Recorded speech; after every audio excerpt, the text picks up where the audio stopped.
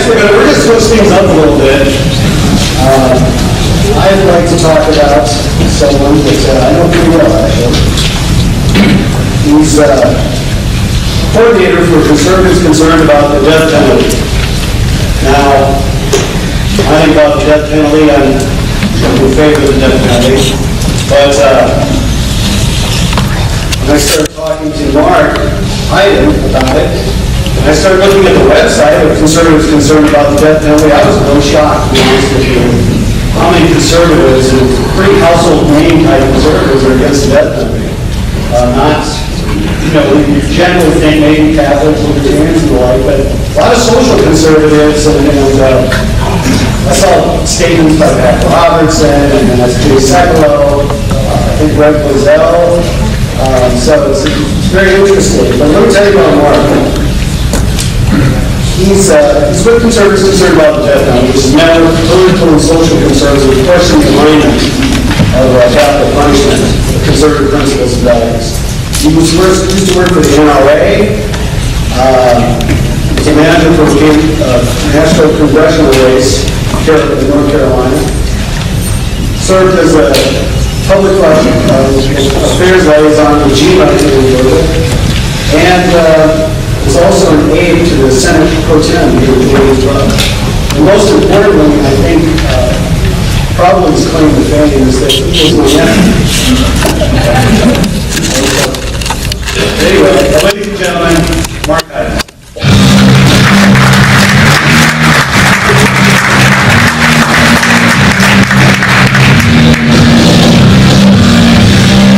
Well, Jason, where you went, I want to appreciate, let you know how much I appreciate this opportunity, and I like the line of conservatism outside the box, but the real thing today is really just about thinking outside the box. I think a lot of this is going back to our traditional conservative roots of pro-life policies, limited government, and fiscal responsibility, which we need so much in government right now. I'm going to be going out of Jonathan every couple seconds to go to the next slide, so I just want to let you know there's Twitter. My name is Marc Hyden, and I'm the National Advocacy Coordinator for Conservatives concerned about the death penalty. We are a national network of conservatives and some libertarians who believe the death penalty is inconsistent with some of our conservative principles for one reason or another. And I started this work, as Jason said, after spending time with the National Rifle Association in the state of Florida. I saw Pat Tebbitt run around some of the work together with Tommy Williams. I've worked on GOP campaigns throughout the Southeast. So what I'm trying to say is conservatism is very close to my heart. And for a long time, I just accepted that because I thought it was another part of conservatism. But I began to soften my view once I compared today's system of capital punishment with conservative principles that I hold dear. But don't just take it from me, but a lot of national leaders that work with conservatives concerned about the government. Jonathan? Like Jay Sekulow. He's been there almost since day one. He's one of our biggest supporters, and he opposes capital punishment because he believes in no man, no woman, is beyond redemption, and that we as humans, we don't get to play God. Jonathan? Greg Blazell is another that's been there since day one as well, a very avid supporter of ours. And he similarly opposes capital punishment because he believes there's viable alternatives out there that don't impede on the possibility of salvation. Jonathan?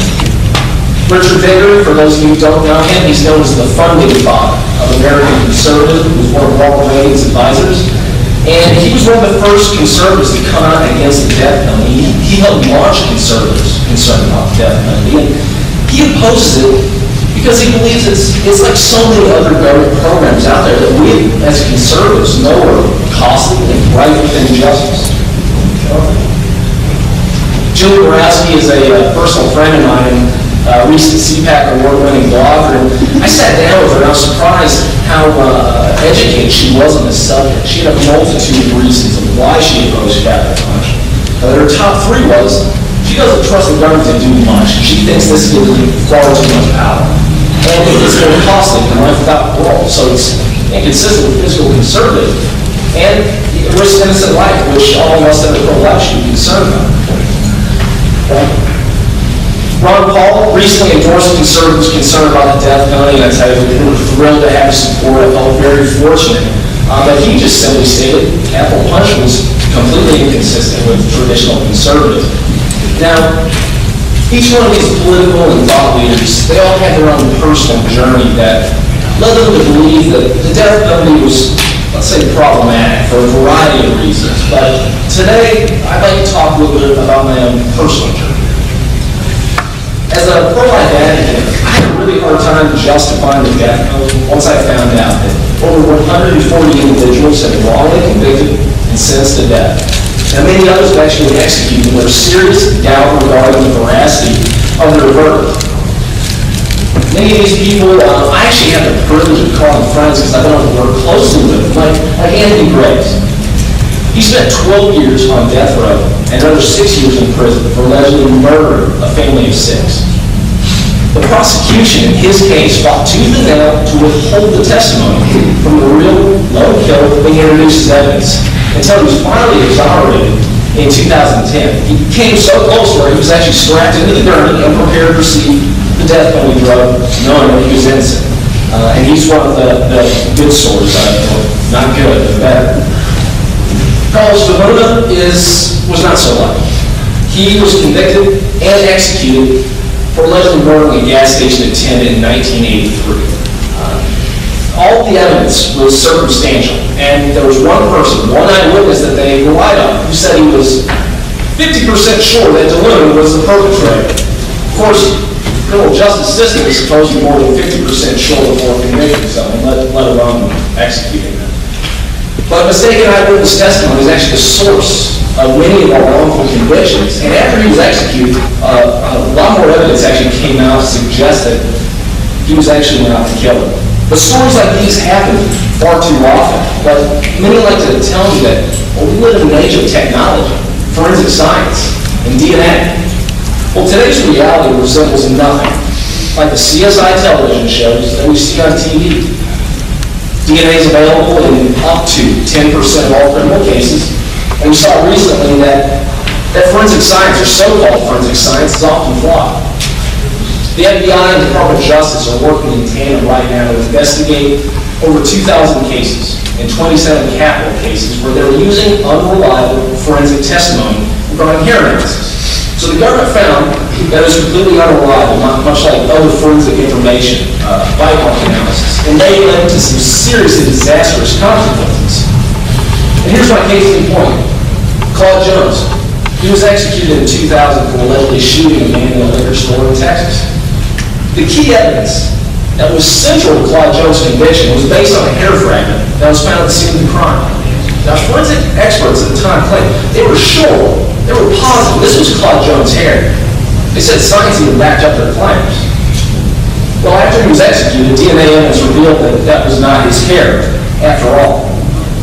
Stories like his, and stories like I'm getting ready to tell everybody, should offend those of us who are dedicated to protecting potentially innocent life and promoting physical sanity in the government. Everybody here knows fiscal responsibility, restraint, prudence, that's a central concept in conservatism. But you know what? Study after study has shown that the death penalty is far more expensive than life without parole, and it's even led to tax increases. Why is it more expensive? It's more expensive because the initial trial is many times longer than comparative trials, with more experts, more motions, and a mountain of legal fees. And there's an additional trial that's unique to capital cases. It exists just to see if the offender can receive the death sentence. Then there's the appeals process. This process is so long, it's an automatic process, it's decades long, and it's the longest in the criminal justice system. It's so long that many offenders actually die of old age while they wait on the death penalty. You need to consider housing these guys.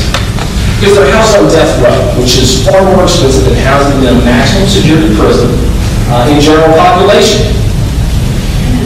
So to give you an idea, next slide. Just to give you an idea of the length, the cost, and the waste of these cases, my friend Stacey Rector in Tennessee, she tried to get the transcript from the capital case. Seems like a pretty basic request. She couldn't afford it. Not because she was in poverty, but because the transcript was 115,000 pages long. You stack that up, you bound that as a book, that book can be over 38 feet thick. It's more than 6 times as tall as I am. That makes the Bible look like a casual afternoon read. But you know what? Somebody has to pay for these expensive and lengthy processes, and spoiler alert, it's you and I. We're the ones that get stuck with this bill. And capital cases have a long track record of pushing county budgets to the brink of bankruptcy and leading to tax increases. Jasper County taxes, for instance, they had to raise their taxes by 7% to cover the cost of one death penalty trial. Bernie County, Texas, they had to raise their taxes too, because of the cost of 2 death penalty trials. In Jefferson County, Florida, they were on a trajectory for bankruptcy due to the cost incurred from one trial. And they slashed their budget severely just to stay afloat. So, I'm often asked exactly how expensive is the death penalty? And I'm not going to sit here and lie to you. It's really hard to say because there's no budget out there with a line item that says death penalty. It just doesn't work that way. Each state pays for the death penalty. The costs are carried on the local, state, and federal levels. But a few studies have been done that can give us a rough idea of what kind of inefficiency, what kind of waste and fiscal abuse that we're dealing with. Probably the most egregious of all case studies is what's going on in California right now. They spent $4 billion on the death penalty program and executed 13 people. $4 billion for 13 executions is a far cry from the fiscal conservatism and efficiency in government that conservatives demand. And a study in Maryland, a study in Maryland found it cost $3 million just to reach a death sentence. That doesn't include the other costs associated with death penalty, like the appeals process or housing. That's $1.9 million more than a non-death penalty case. And a study in Texas found it cost $2.3 million just to reach a death sentence. And you know what? That's 3 times the cost of imprisoning an inmate for 40 years in a maximum security prison. This should be pretty offensive to conservatives.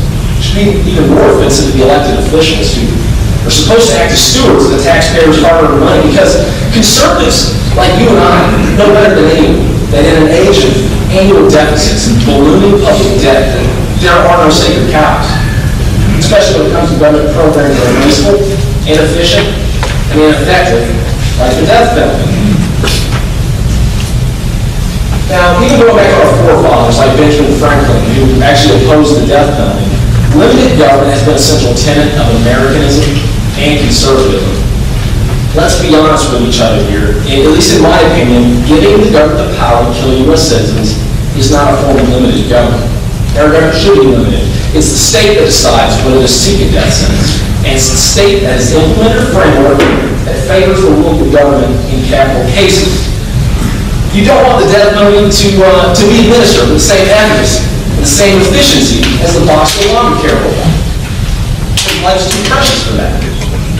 Bottom line here is, if you don't trust the government to carry out mundane actions like properly delivering a piece of mail or efficiently running the DMV, why would you trust them to administer this program? There's no greater power than the power to take a life. Our government currently reserves that authority. But we as conservatives, we know better. We know better than to trust them with this kind of power, because we've seen countless examples of the government abusing its power. The human element in government and the human element in the death penalty makes us susceptible to abuse and misuse. And when it comes to life, that's unacceptable. Now, personally, my final straw with the death penalty was deterrence. I thought, even with all the death penalty's failures, at least it saves lives by deterring future crime. Once again, I was wrong. Several studies have actually shown that the death penalty does not deter crime. In fact, the region that uses it the most has the highest murder rates. And if it did deter murder, then we're in Texas, the state that uses it the most, year after year after year, finally, by now, the lowest murder rates.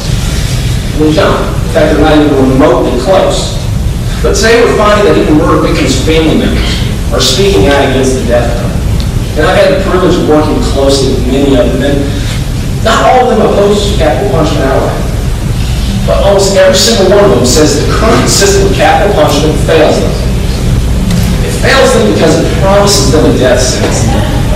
The way the system's structured, that promise isn't always kept. You re-traumatize them through a decades-long process of trials and appeals, and in the end, it turns the offender into a household name. And the victim more than likely is forgotten.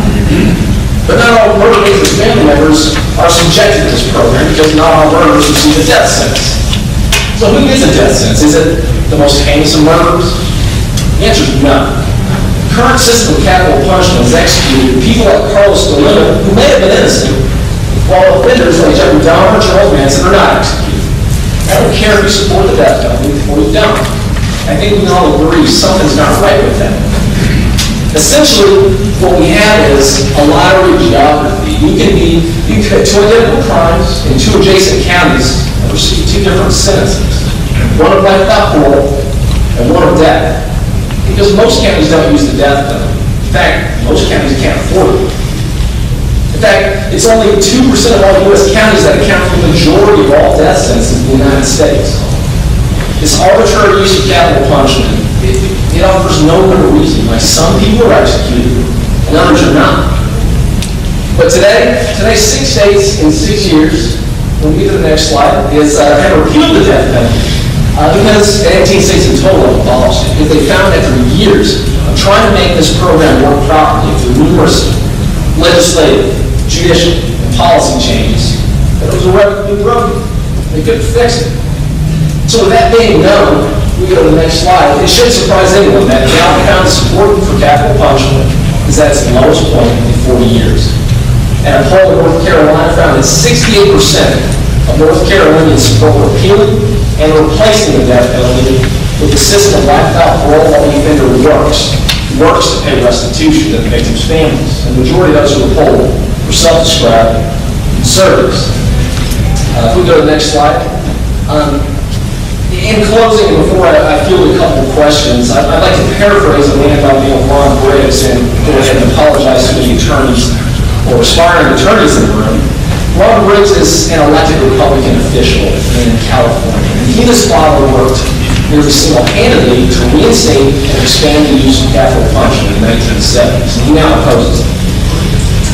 He said, close your eyes and imagine a government program that costs billions of dollars, gives all that money to attorneys and criminals, risks innocent lives, and many times fails at its central goals.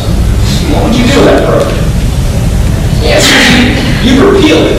I, like all conservatives, like all of you out there, I want to hold offenders accountable without being soft on them, because there has to be personal responsibility for actions, and justice must be implemented for victims and for the order of society. But it's important that we can still implement strict justice, but we have to be smart on crime too. We can't continue to support the death penalty when it's run so poorly. It risks innocent life.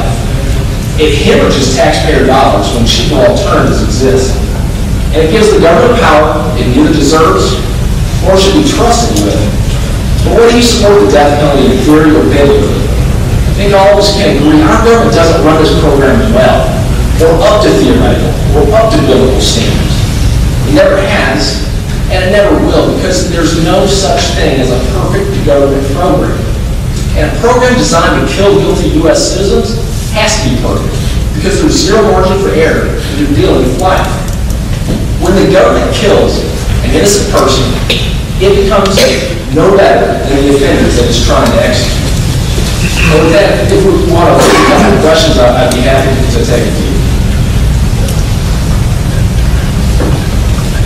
Do you pose the death sentence even in the case of treason during a time of war, and talking about based on a trial, not based on an arbitrary drone strike? Good question. That's more of a federal level. We deal with it on a state-by-state legislative basis. And I understand that sometimes we have cases that are very obvious that they may be guilty, but the system is imperfect. So having that system in place where we can put people to death puts innocent lives at risk. So I oppose the death penalty out. Yes, for someone that supported the death penalty for a long time like myself, you present a very, very good, solid case to reconsider. But lately, as some people are in the process of transforming America, they want to now offer voting rights to felons. So where do we stop the transformation. Some of it might be suitable for what we need to do. And then we have felons sitting in prison, which